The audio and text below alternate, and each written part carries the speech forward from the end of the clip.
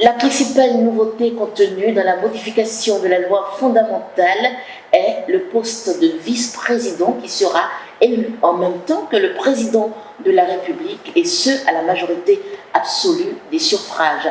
Vice-président, quel enjeu pour le Bénin? Mesdames, Messieurs, bienvenue. Maître Ibrahim Salami est mon invité. Il est avocat au barreau du Bénin, agrégé des facultés de droit, professeur titulaire. Bienvenue dans cette émission. Je vous en prie, c'est un plaisir.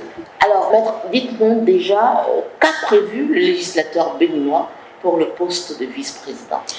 D'abord, comme vous l'avez dit, je vous remercie de cette invitation. D'abord, il faut préciser que c'est la première révision de la Constitution béninoise qui a conduit à l'instauration du poste de vice-président. En tant que tel, c'est la réforme politique et constitutionnelle la plus importante, en ce sens que ça crée une institution politique. Il y a d'autres institutions qui ont été créées, mais c'est la seule institution politique qui a été créée par la révision de la Constitution. Alors, d'abord, quel en est l'intérêt et l'opportunité?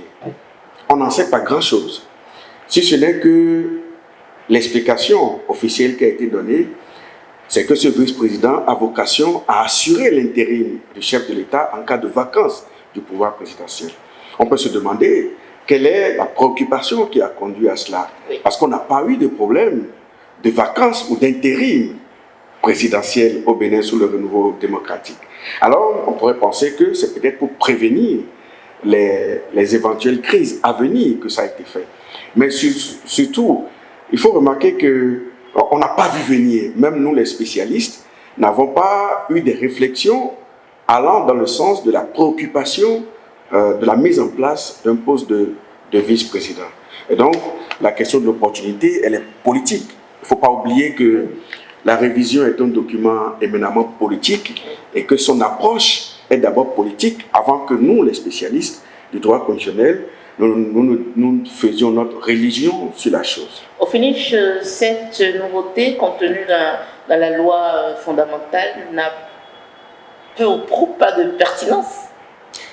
Bon, ce serait prétentieux de dire que ça n'a pas de pertinence, parce qu'il y a dans l'histoire des institutions et du droit constitutionnel des institutions qui sont créées pour avoir un lendemain meilleur et qui meurent, et puis des institutions qui sont créées pour avoir un lendemain qui n'est pas radieux et qui connaissent une longévité exceptionnelle.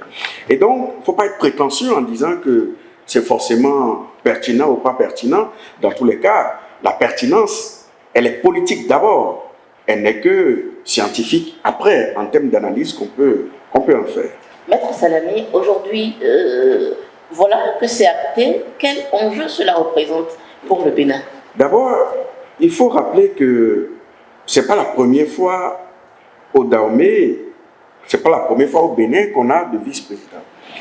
On en a eu au Dahomey et ça a conduit à des situations de conflit qui ont conduit à une déstabilisation du pouvoir exécutif de l'intérieur. Du coup, en créant le poste de vice-président en 2019, on a constaté que on a fait en sorte qu'il ne soit pas membre du gouvernement d'une part, et ensuite qu'il n'ait pas de pouvoir. Je pense que c'est aussi pour exorciser ce passé, ce démon du Dahomey, qu'on a connu sous le Dahomey, que cette option a été choisie. On a fait en sorte que le vice-président ne soit pas membre du gouvernement, ni ministre, et n'exerce pas le pouvoir exécutif. Il n'a même pas autant de pouvoir que le dernier des ministres, si on peut supposer qu'il y a un dernier des ministres en tenant compte de la liste du gouvernement. Donc, il y a une explication à ça. On n'a pas voulu qu'on en arrive à une situation de conflit entre le chef de l'État et le vice-président. C'est ce qui explique sans doute que ce vice-président, comme je l'ai dit, soit un vice-président sans pouvoir, soit un vice-président qui n'ait pas de pouvoir proprio motu. On n'a pas voulu en faire une véritable pointure constitutionnelle et politique à côté du chef de l'État. Pour certains, et vous l'avez dit tout à l'heure, c'est un gage de stabilité. Dans une tribune que vous avez publiée, vous avez dit, je vous cite, « Quand qu'il n'assure pas l'intérim, le vice-président est au chapitre de l'insignifiance constitutionnelle et institutionnelle.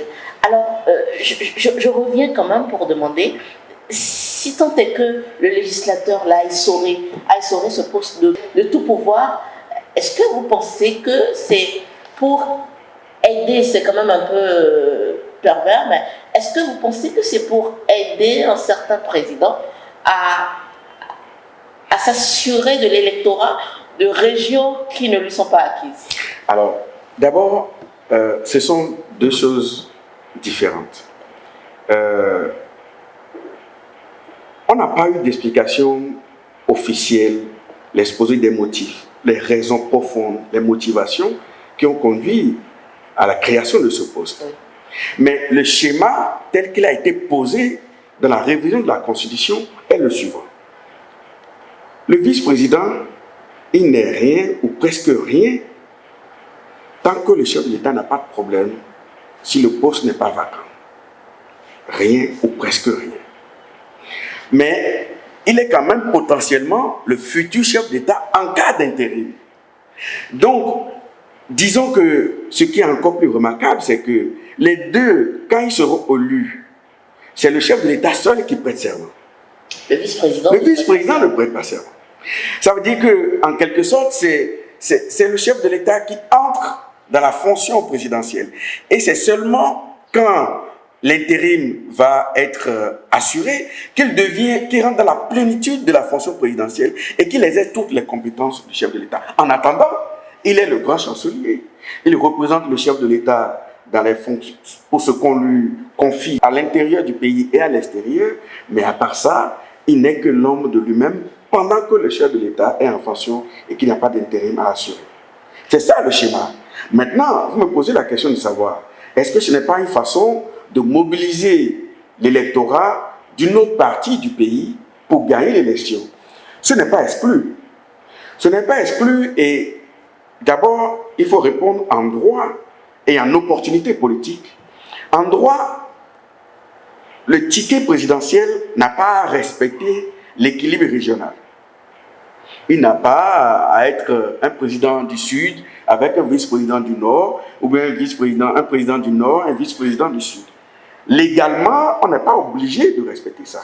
Mais pour des questions d'opportunité politique, de mobilisation politique, parce qu'il faut que les citoyens s'identifient au ticket qui va se présenter, moi, il me paraît légitime que lorsqu'on a un candidat président du Nord, qu'il y ait un candidat président, un vice-président du Sud, parce que ça va aider à la mobilisation de l'électorat. Et puis, ça permet aussi de se retrouver dans une certaine représentation politique. Mais au-delà de ça, on pourrait penser que après les événements de Tchaouro, de Savè, de Cotonou, antérieurs et consécutifs aux élections législatives qui ont conduit à un Parlement sans opposition, ce qui est pour le moins inédit dans notre histoire politique et constitutionnelle, et la réputation que nous avons pour notre démocratie, il me semble que, en toute légitimité, s'il doit avoir un ticket en 2021, notamment, ça doit tenir compte, à mon avis, même si ce n'est pas constitutionnel ou légal, ça doit tenir compte de la configuration ethnico-politique du pays qui veut que on ait un vice-président du Nord ou du Sud selon que le candidat au poste de président soit du Sud ou du Nord. Alors, Maître Ibrahim Salami, est-ce que le législateur a prévu les avantages liés au poste de vice-président et que sont-ils? Les avantages, c'est que, bon, Est-ce que ça va coûter aux contribuables béninois d'avoir alors un vice-président au Bénin? Je suis ce que vous avez la réponse. Tout poste créé, si minime soit-il, a son prix. Et je dirais que le vice-président est aussi affilié à la liste civile, c'est-à-dire les charges et les avantages, les émoluments liés à sa fonction. Et c'est normal, il ne faut pas se voiler la face. Mais je crois que fondamentalement, il est inévitable qu'il n'y ait pas de de conséquences financières par rapport à la création de ce poste, bien entendu. Alors, fondamentalement, le poste de vice-président vient régler quel problème et aussi nous apporte quelle solution? Je pense que je ne peux pas vous en dire plus que ce qui est écrit dans le texte. Ce serait interpréter l'intention du législateur constitutionnel, ce qui n'est pas encore de mon pouvoir, du haut de ma titularisation en tant que professeur. Ce que ça nous amène comme solution, c'est sans doute dans l'avenir, en cas de vacances de pouvoir. Mais là aussi, il faut expliquer aux Béninois. Oui. La question d'intérim était réglée par la Constitution de 90. L'intérim, selon les circonstances, est assuré et assumé soit par le président de l'Assemblée nationale, soit par le président de la Cour constitutionnelle. Aujourd'hui, on enlève le président de la Cour constitutionnelle, on enlève le président de l'Assemblée nationale et on installe un vice-président. Il y a un message politique dedans. Le message politique, c'est qu'on a voulu faire en sorte que les lignes bougent entre le président de la Cour constitutionnelle et le président de l'Assemblée nationale, d'une part, vers le vice-président qui désormais est placé comme étant l'intérimaire potentiel du chef de l'État. Il y a un message politique là-dedans qu'il faut bien décoder. Alors, Maître Ibrahim Salami, il y a quand même, on remarque quand même, nous sommes à quelques mois de la présidentielle et personne ne fait cas du poste de vice-président. Il n'y a pas de candidat pour, on sait que enfin plus ou moins avec sa tournée, on sait que le président risque de se représenter, on voit des candidats se déclarer et tout, mais personne ne fait cas du vice-président à chaque candidat potentiel. Oui. Qu'est-ce qui se passe? D'abord, je ne sais pas si le président Patrice Talon va se présenter. Il a envoyé des signaux pour faire croire qu'il peut se présenter, mais il y a aussi des signaux qui laissent croire qu'il peut ne pas se présenter. Bon, le connaissant, on sait qu'il aime bien embrouiller la carte. Oui, je vous le concède très, très volontiers. Alors oui, effectivement, c'est quand même curieux que tout le monde court après le parrainage, mais personne, y compris les potentiels candidats à la candidature, ne s'intéresse même pas au poste de vice-président. On les voit parler de l'élection présidentielle, on fait des tournées, on fait des discussions, des forats, mais on ne voit pas, parce que tel que la Constitution a été révisée et qui s'applique jusqu'à nouvel ordre, oui. Eh bien, c'est un couple qui va à l'élection présidentielle. C'est un ticket qui va à l'élection présidentielle. Donc, j'ai envie presque de dire que ceux qui sont candidats et qui ne se présentent pas en couple ne sont presque pas sérieux.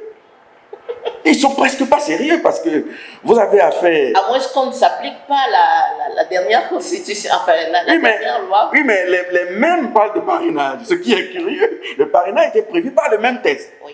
Donc, il y a un problème, quoi. Je pense que ça traduit quelque chose. Quoi? Ça traduit encore une fois une certaine insignifiance du poste de vice-président, même pendant la campagne électorale. Vous allez remarquer que même les partis politiques qui ont osé choisir leur candidat au poste de président ne sont pas du tout intéressés. Mais c'est un message qui peut être lu de deux façons.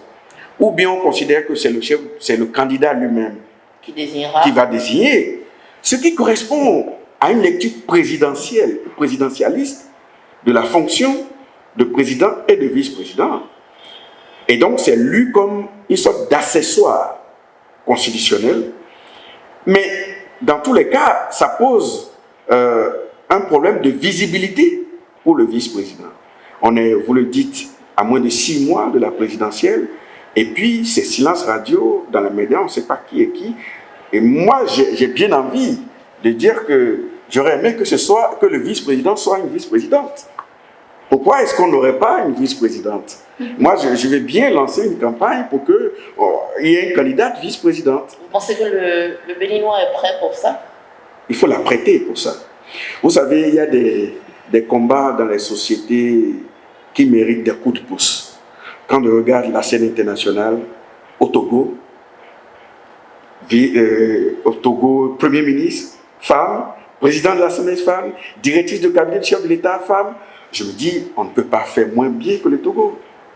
Les États-Unis, avec une vice-présidente, pourquoi pas? Mais je pense que combien? Vous voyez comment vous réalisez vous-même en tant que femme. Oui. Quelque part, vous n'y croyez même pas que ce soit pour l'instant possible. C'est vrai, je n'y crois pas du tout parce que je vois qu'on est dans un contexte quand même très conservateur et les beaux discours n'y feront rien. Oui, mais on peut souhaiter. Mais on peut quand même rêver. Ben justement, rêvons. Quand on rêve collectivement, ça peut devenir réalité. Absolument. Alors, puisqu'il faut rêver collectivement pour que ça arrive, si on devrait sinon faire le choix d'une femme en tant que vice-présidente du Bénin, selon vous, quel pourrait être son profil? Est-ce une femme politique ou une femme avec un tout autre, qui n'a pas trop d'acquaintance avec la politique? Et quand je parle de profil politique, on n'en connaît pas tant. Sinon, il n'y en a pas qui soient véritablement au devant de la scène et qui puissent assumer ce rôle-là. Oui, c'est une question pertinente qui m'intéresse beaucoup parce que je suis pour la féminisation de la vie publique aussi. Je pense que les hommes dominent un peu trop la vie politique, oui, et qu'il faut compenser un peu. Et pour compenser, je pense qu'il faut un peu faire agir pour les hommes, nommer pour les hommes. Et à mon avis, on ne doit pas, d'abord juridiquement et constitutionnellement, ce n'est pas exiger que ce soit un profil politique ni partisan. Ce n'est pas prévu. Okay. Donc, on peut penser que le législateur n'a pas prévu cela. Donc, on peut penser que ça peut être politique comme ça peut ne pas l'être. Moi, je suis tenté de dire qu'il ne faudrait pas que ça soit une figure de politique partisane. Et d'ailleurs, le porte-parole du gouvernement, mon confrère maître Alain Ronla, a dit que, dans une de ses analyses, a dit que le vice-président pourrait ne pas être partisan. Et donc, moi, je le prends au mot en espérant qu'il ne serait pas partisan et que ce serait même une femme. Et donc, moi, je suis vraiment partant pour que... je pense que ça donnerait... Quel intérêt? Ça donnerait une plus grande visibilité à la fonction de vice-président. Ça ajouterait à la visibilité internationale du Bénin, comme quoi on fait la promotion des femmes par la nomination et par l'élection surtout. Parce que ce serait la première femme qui serait élue à ce niveau de responsabilité. Et donc, on lance la campagne pour la féminisation du poste de vice-président. Ouais. Alors, Maître Ibrahim Salami, nous aborderons également dans cette émission la question du parrainage, qui est la star, je vais dire, à quelques mois de la présidentielle, et également cette quand même grave décision de la Cour africaine des droits de l'homme et des peuples à l'encontre du Bénin. Déjà, sur la question du parrainage, on dit quoi? On dit quoi comme à l'Ivoirienne? Oui. Non, comme en Côte d'Ivoire d'ailleurs, le parrainage existe. Le parrainage existe dans beaucoup de pays. Le principe du parrainage lui-même n'est pas un problème en soi. C'est-à-dire que dans des pays donnés, on peut choisir des conditions, on peut décider des conditions pour aller à l'élection présidentielle et ne pas l'ouvrir à tout le monde, comme on a fait à la conférence nationale, en excluant ceux qui ont moins de 40 ans et plus de 70 ans. Il y a des exclusions que prévoient certains tests. Donc le parrainage en lui-même n'est pas un problème. Ce qui est un problème, c'est le contexte dans lequel il a été pris et qui pourrait conduire à l'exclusion d'une partie importante de la classe politique béninoise. Et c'est en cela que ça devient préoccupant, parce que quand on se met dans ce contexte-là, d'après les élections législatives, d'après les élections communales, on se dit, est-ce que notre système politique est capable de tenir face à une troisième élection sans une certaine ouverture démocratique. C'est ça la vraie préoccupation.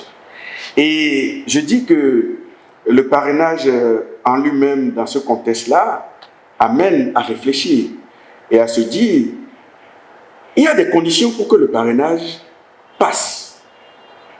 Il y a des conditions pour que ça ne passe pas. La réforme est déjà adoptée. Cette réforme constitutionnelle a déjà été appliquée pour les élections législatives. Donc on ne peut plus se poser la question de savoir si ce n'est pas entré en vigueur. C'est déjà tard. Maintenant, une autre question est de savoir si les rapports de force peuvent conduire ou pas à sa révision. S'il y a consensus, ce n'est pas impossible. Est-ce que les rapports de force peuvent permettre de faire sauter le parrainage? C'est une question éminemment politique qui dépend justement des rapports de force. Aujourd'hui, tout se passe comme s'il n'y a pas de rapport de force. Tout se passe comme s'il n'y a pas de force. C'est pas qu'il n'y a pas de rapport de force, c'est le rapport de force est déséquilibré. C'est-à-dire que, en tout cas, tel qu'on voit la scène politique aujourd'hui, on a l'impression qu'il y a une force qui domine et que les autres se cherchent. Mais peut-être qu'on se trompe aussi. Il y a peut-être l'apparence des choses et peut-être une réalité des choses. Alors, donc, le parrainage en lui-même n'est pas un problème. Je dis, il y a une condition, les conditions dans lesquelles ça ne passera pas. Ça ne passera pas si on a un candidat unique de la mouvance. C'est-à-dire que, en tenant compte de la configuration politique actuelle du Parlement et des maires, aucun parti que toute la mouvance s'allie derrière un seul candidat de la mouvance. Là, le parrainage aurait échoué. Et ça aurait enlevé toute légitimité même à cette révision. Mais si le parrainage est appliqué et qu'on a un candidat FCBE et qu'on a un candidat démocrate ou autre, il sera difficile de dire que le parrainage ne marche pas au Bénin. Non, mais en partant de ce principe, FCBE démocrate étant opposante normalement. Normalement, comme vous dites, oui. Encore que moi, je ne rentre pas dans le débat de qui est opposant authentique ou pas. Moi, ce n'est pas mon intérêt, oui. Oui.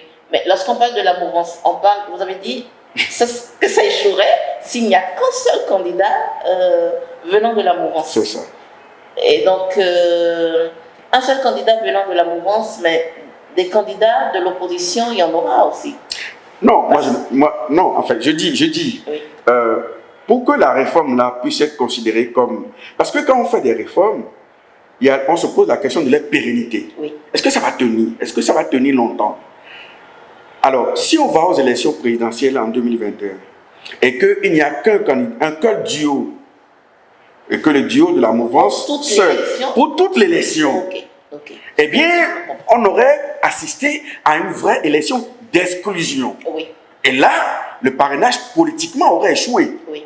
Maintenant, si on a une élection présidentielle avec un ou plusieurs candidats de la mouvance, un ou plusieurs candidats de l'opposition, en tout cas, de gens qui ne se réclament pas de la mouvance, eh bien, ça aurait dit que, comme un ticket pour composter, pour entrer dans un train, ça voudrait dire que le parrainage a été composté et que ça a été validé par l'élection présidentielle. Mais ça risque fort de l'être, puisque dans l'interprétation qu'on nous a donnée en fait, de la mise en œuvre du parrainage, les potentiels parrains, oui. qui à l'heure actuelle sont tous mouvanciers, disent qu'ils peuvent parrainer les candidats de l'opposition. Donc a priori, est-ce qu'on parlera encore d'échec?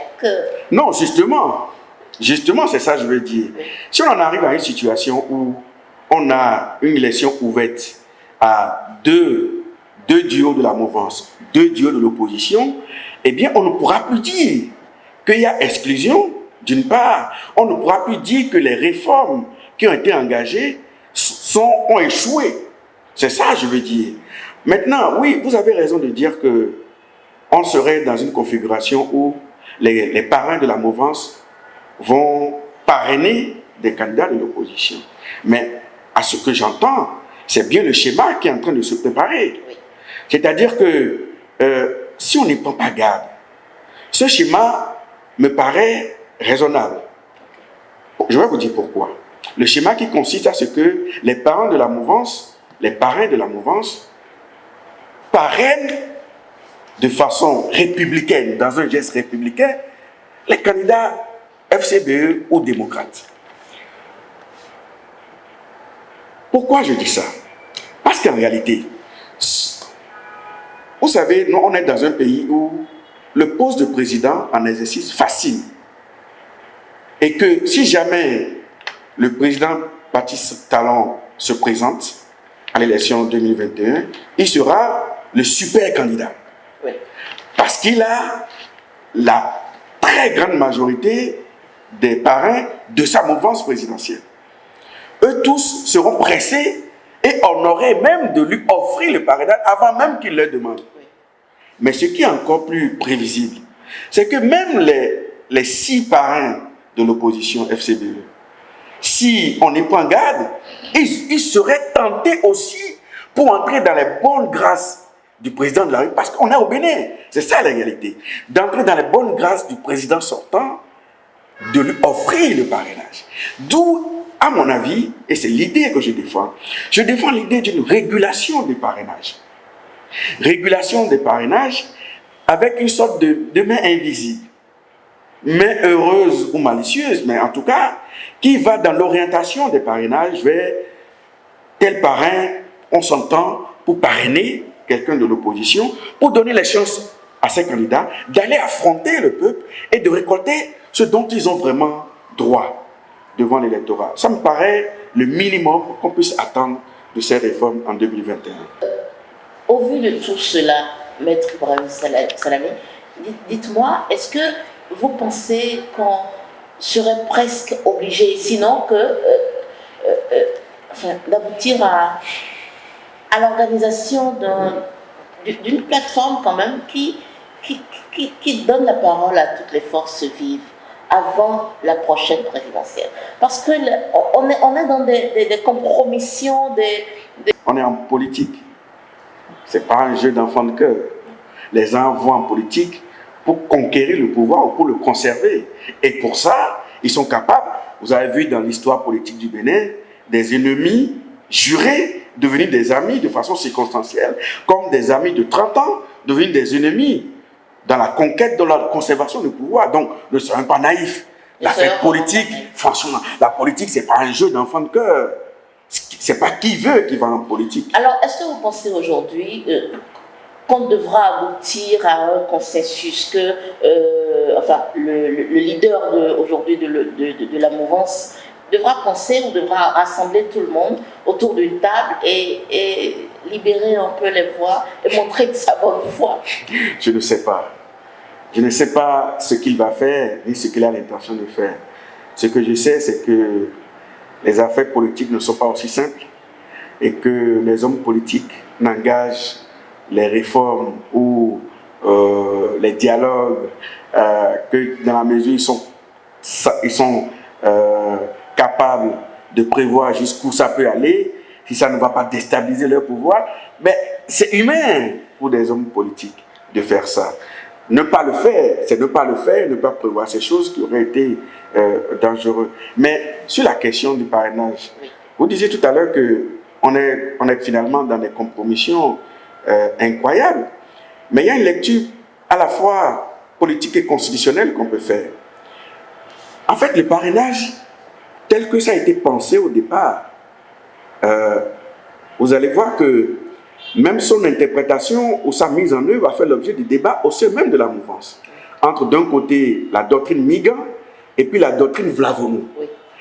Pourtant, on aurait pu considérer que Vlavonou qui disait normalement dans la logique des réformes du système partisan, le parti doit avoir son mot à dire. Quand il dit ça, il est fidèle à l'esprit des réformes du système partisan. Sauf que quand Jacques Migan lui dit il faut que ça soit ouvert, c'est parce que le contexte aussi de 2021 fait qu'on ne peut pas faire autrement. On ne peut pas faire autrement. Donc, ça fait que le discours politique même sur le parrainage a évolué. Au départ, c'était une réforme politique, mais c'est en train d'être une réforme républicaine où n'importe quel parrain peut parrainer qui il veut. Mais c'est bien pour le système que ça soit ouvert ici. On ne peut pas vouloir les choses de son contraire. On ne peut pas se plaindre de ce que le système soit fermé et que des gens disent, parrain, on peut ouvrir au-delà du système du carcan partisan et qu'on dise que ce n'est pas bon, il faut savoir ce qu'on veut. Moi, ça me paraît une ouverture sur laquelle il faut sauter. Maintenant, est-ce que ceux qui demandent le parrainage ne sont pas eux-mêmes dans une contradiction? Parce qu'il y en a qui disent, on considère que la révision n'a jamais existé. Oui. On considère que le parrainage n'existe pas. Il faut faire sauter le parrainage. Il faut le vice-président, ça n'existe pas. La constitution n'a jamais été révisée. Mais c'est sur la base de cette constitution jusqu'à nouvel ordre. Constitution révisée qu'on va à l'élection. S'il y a élection en 2021, ils vont déposer sur la base de leur candidature. Donc, en principe, s'ils n'acceptent pas la révision de la Constitution et que la révision est maintenue, ils ne devraient pas se présenter à l'élection présidentielle. Ils ne devraient même pas demander le parrainage. C'est ce que l'esprit logique voudrait. Mais en même temps, ne pas faire le jeu laisserait les choses continuer.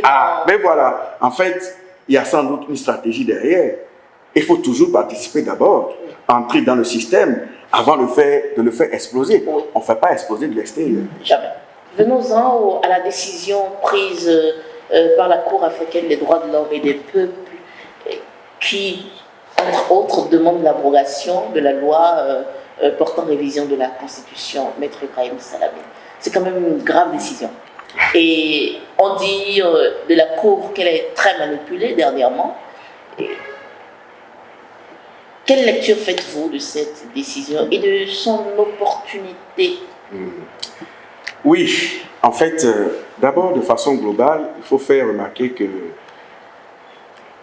au plan international, que ce soit la Cour africaine des droits de l'homme, la Cour de la CEDEAO, au niveau de l'UEMOA, la Cour de justice de l'UEMOA, on se rend compte qu'il y a une situation de conflit entre les juridictions internationales, les juridictions nationales, entre le droit communautaire et le droit national. De sorte que les questions qui sont des questions habituelles en doctrine, consistant à savoir entre l'ordre international et l'ordre national, lequel l'emporte toujours ou en fonction des circonstances données, la question a été exacerbée. Nous sommes dans ce contexte. Deuxième contexte, c'est que la Cour africaine des droits de l'homme, si on analyse ses décisions vis-à-vis seulement du Bénin, on aura l'impression que c'est un harcèlement ou c'est un acharnement contre le Bénin ou contre les autorités béninoises. Il faut être franc et honnête en disant qu'il n'y a pas que le Bénin en Afrique et qu'il n'y a pas que le Bénin devant la Cour africaine des droits de l'homme. Beaucoup de pays ont subi ces décisions qui visent à remettre en cause toutes les entraves à la participation politique. Dernièrement, je vous rappelle le cas de la Côte d'Ivoire, où la même Cour a dit que Guillaume Soro devait participer, que Gbagbo devait participer, et puis la Cour a parlé, et puis Ouattara, le président Ouattara, a fait, voilà, lui aussi a parlé, et puis la politique s'est imposée. Alors on est dans le champ éminemment politique des élections, et les juges doivent faire très attention. Et donc, le comportement qu'a la Cour africaine des droits de l'homme, disons que, sans entrer dans les débats de quels sont les juges qui animent, quelle est leur moralité, quelle est ceci, je ne suis pas qualifié pour entrer dans ce débat. Je ne peux que me contenter d'une analyse contextuelle et juridique. Donc, la Cour a cette habitude-là de faire en sorte que les dispositions soient prises pour qu'il n'y ait pas d'entrave à la participation politique, pour permettre aux citoyens d'avoir le droit de participer à la gestion de leurs choses publiques. Donc, il faut rappeler ce contexte pour être honnête. Ensuite, que dit la Cour africaine des droits de l'homme et comment elle procède sur le plan de son raisonnement juridique? La Cour dit, sur la base de 2 ou 3 éléments, d'abord le consensus national, le droit à l'information, la menace à la paix et à la sécurité. Voilà les 3 arguments qu'utilise, les 3 arguments de droit qu'utilise la Cour africaine des droits de l'homme pour dire qu'il faut que ces dispositions électorales, constitutionnelles et légales soient revues et corrigées. Prenons chacun des arguments, si vous le voulez bien, si vous n'êtes pas pressé. Oui. Le premier argument est celui du consensus national. En fait, c'est une notion qu'on retrouve en droit béninois et dans la Charte africaine de la démocratie, des élections et de la gouvernance, qui est un test communautaire. Alors, au plan national, le consensus national ne se trouve dans aucun écrit, ni dans la Constitution, ni dans les lois organiques. C'est la Cour constitutionnelle qui l'a érigé en principe constitutionnel. Étant donné que c'est un principe jurisprudentiel, on peut s'attendre à ce que le même juge constitutionnel n'en fasse plus cas. C'est ce qui s'est passé avec la Cour Diogbenou. La Cour Diogbenou ne fait plus cas de ça à l'occasion de la révision de la Constitution. Ça veut dire que le consensus national n'existe plus dans le droit positif béninois puisque le juge ne l'invoque plus. Alors, la Cour africaine des droits de l'homme renvoie au consensus national, au niveau national et au niveau de la charte africaine, la charte africaine de la démocratie, des élections, de la gouvernance, où dit que la révision aurait été menée de façon clandestine, de façon urgente, il n'y a pas eu de consultation, on n'a pas respecté les idéaux de la conférence nationale. Alors là, vraiment, on est borderline, comme on dit. Je pense que la Cour a surestimé sa capacité d'analyse des normes internes en relation avec les normes du droit communautaire. Parce que, pour réviser la Constitution au Bénin, ce n'est pas inscrit dans la Constitution qu'il faut respecter le consensus. Je ne dis pas qu'il ne faut pas le faire. Je ne dis pas qu'il ne faut pas consulter. Je ne dis pas qu'il faut mener la révision de façon urgente. Je l'ai critiqué d'ailleurs, le mois venu. Mais, en l'état actuel de notre droit positif au Bénin, le consensus national n'est plus vraiment d'actualité. Donc, on ne peut pas renvoyer le constituant béninois, qui est le pouvoir constitutionnel suprême, à un principe qui n'existe plus. Donc, ça pose un problème. Sur le plan du consensus national qui existe dans la charte africaine des droits la charte africaine de la démocratie, des élections, de la gouvernance, on pourrait penser que ça n'a pas une valeur coercitive. C'est plus une recommandation qu'une chose. Parce que s'il y avait valeur coercitive, ça voudrait dire que pour toutes les réformes à faire dans le pays, il faut passer par le principe du consensus. Mais ce serait l'inactivité, ce serait le blocage des institutions. Parce que nous sommes en démocratie. En démocratie, c'est d'abord la loi de la majorité qui s'impose. C'est une dictature de la majorité, la démocratie.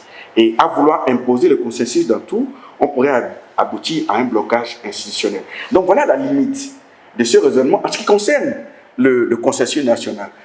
Maintenant, le deuxième argument, c'est le droit à l'information. La Cour africaine dit qu'il fallait faire la vulgarisation de la révision avant et ou après. Il fallait disséminer.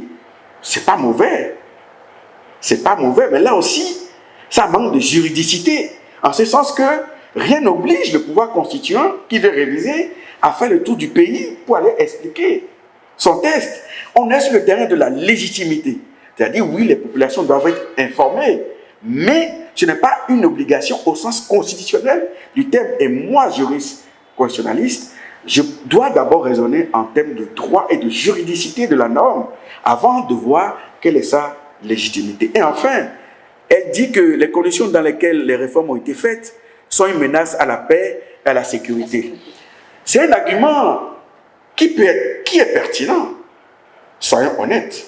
C'est un argument qui est pertinent au regard de nos 2 dernières élections, notamment les élections législatives, on a vu des choses qu'on n'a jamais vues dans notre histoire politique du renouveau démocratique.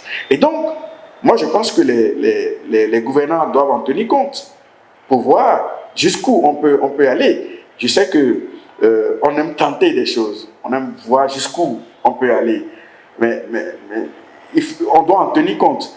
Mais là aussi, les questions de menace à la paix et à la sécurité, c'est des préoccupations effectivement fondamentales. C'est des préoccupations humaines, de survie de la société. Mais là aussi, on doit en tenir compte. Mais pour réviser la Constitution, si on n'en tient pas compte, est-ce qu'on doit dire que le droit a été violé? Je pense que, de façon générale, la Cour africaine a une conception un peu société civile du droit. C'est-à-dire, on a l'impression que c'est la société civile qui se réunit pour écrire les décisions et que ça manque de rigueur sur le plan scientifique, sur le plan du droit. On se pose des questions sur la qualité de leurs décisions en termes de fabrique du droit communautaire. Alors, enfin, la Cour africaine dit en conclusion que la révision n'est pas consensuelle et qu'il faut prendre des mesures afin d'abroger ces mesures, ces dispositions constitutionnelles et électorales de façon légale, électorales de façon générale. Donc, contrairement à ce qu'on dit, la Cour n'a pas vocation à abroger une norme au niveau national, surtout pas la Constitution. Elle n'a pas le pouvoir, elle n'en a pas le pouvoir. D'ailleurs, elle n'a pas fait. Elle a dit qu'elle a enjoint en quelque sorte à l'État béninois de prendre des mesures afin d'abroger, en se conformant au consensus national. Là, revenons en droit. C'est pas parce que la Cour a dit ça que la révision tombe. Quand on dit que la Cour a parlé, que la révision n'existe plus, là on n'est pas juriste. On est politique ou politiste. Parce qu'il n'y a pas d'abrogation. D'abord, la Cour n'a pas le pouvoir d'abrogation, n'a pas le pouvoir d'annulation. Mais ensuite, à supposer même quel est le pouvoir d'abroger, il n'y a pas d'abrogation tacite. C'est-à-dire qu'il va falloir que l'État béninois, lui-même, aille saisir le Parlement pour que le Parlement revienne sur ces dispositions-là. Tant que ce n'est pas fait, le droit positif est celui de la révision de la Constitution qui va s'appliquer aux élections présidentielles de 2021. Alors donc, le Bénin ne perd rien à ne pas appliquer cette décision. Bon, je ne dirais pas les choses de façon aussi brutale, excusez-moi. Je dirais que il y a ce qui relève de la posture en termes de réputation, puisque les États aspirent à une certaine réputation sur le plan international. Oui. Et donc ça compte quand même qu'un État respecte ou pas les décisions de justice. Mais nous sommes sur le terrain politique, on verra ce qu'il en est, et ce n'est pas à moi je ne suis pas un officiel béninois, pour dire la suite qu'il faut donner à cette décision de la Cour africaine des droits de l'homme. Il appartiendra au porte-parole du gouvernement ou aux représentants de l'État de dire leur appréciation par rapport à cette décision. Ce qui est sûr, c'est qu'il n'y a pas d'abrogation implicite de la Constitution, il n'y a pas d'abrogation tacite de la Constitution, il n'est d'abrogation que expresse de la Constitution. Alors, Maître Ibrahim Salami, nous sommes au terme de cette émission. Vous avez un mot de fin? Je pense que nous sommes en période de pré-campagne. Dans l'histoire de notre vie politique et constitutionnelle, nous sommes aussi à la croisée des chemins. Le virage que nous avons à prendre, c'est un virage glissant. Je crois que différents acteurs doivent faire preuve de hauteur et de grandeur d'esprit pour que le pire soit évité et que les événements malheureux de 2019 puissent être conjurés une fois pour toutes et qu'on ne revive pas cela. Je rêve d'une campagne électorale brillante et ouverte. Je rêve d'une élection ouverte à des forces politiques qui sont représentatives de la classe politique et que le meilleur gagne avec un poste de vice-président réservé et offert à une femme. Je vous remercie. Merci. Merci Maître Ibrahim Salamé. Je rappelle, vous êtes avocat au barreau du Bénin, agrégé des facultés de droit, professeur titulaire. Merci d'avoir répondu à nos questions. C'était un plaisir.